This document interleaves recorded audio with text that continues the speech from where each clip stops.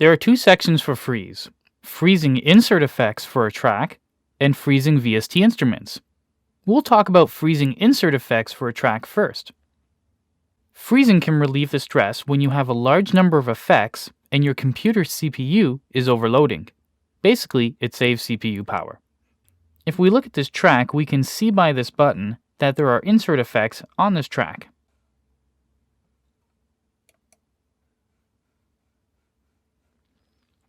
We have 3 effects here that are in the insert effects 1 through 6.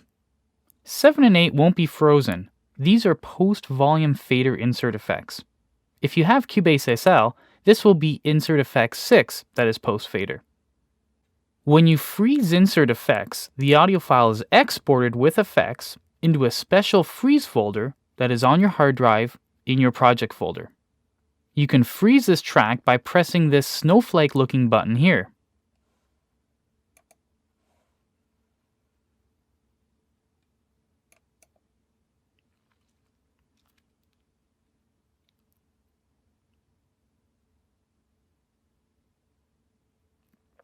Now that the channel is frozen, the snowflake is lit and some features are unavailable now.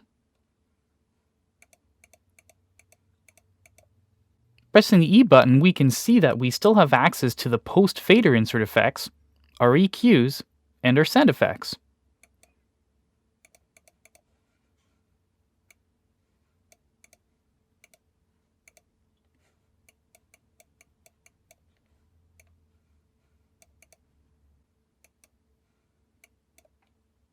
To unfreeze the audio channel, simply press the Freeze Audio Channel button again, and this dialog pops up. You can choose to unfreeze the audio channel, or unfreeze and keep the frozen files, or cancel. Normally, you'll just press unfreeze.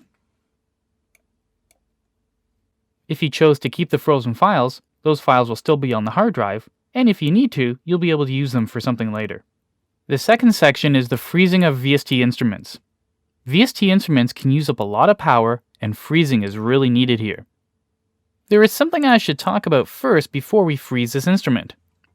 When you load up a MIDI track and assign it to a virtual instrument, you could just freeze that instrument so that the MIDI and instrument turn into an audio file. But remember that the outputs of the instrument go into an audio channel, and that channel can also contain insert effects. Those insert effects can be frozen. With this in mind, the rest will make sense. To freeze a VST instrument, go to the VST Instruments under the Devices menu and click on the Instrument Freeze button next to the instrument you wish to freeze.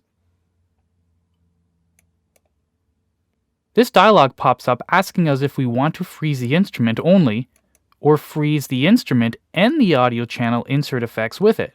You have another option, and that is to unload instrument when frozen. This is useful when you are freezing an instrument that has a lot of RAM, like a sampler. If you want to save as much CPU power as possible, select these two options.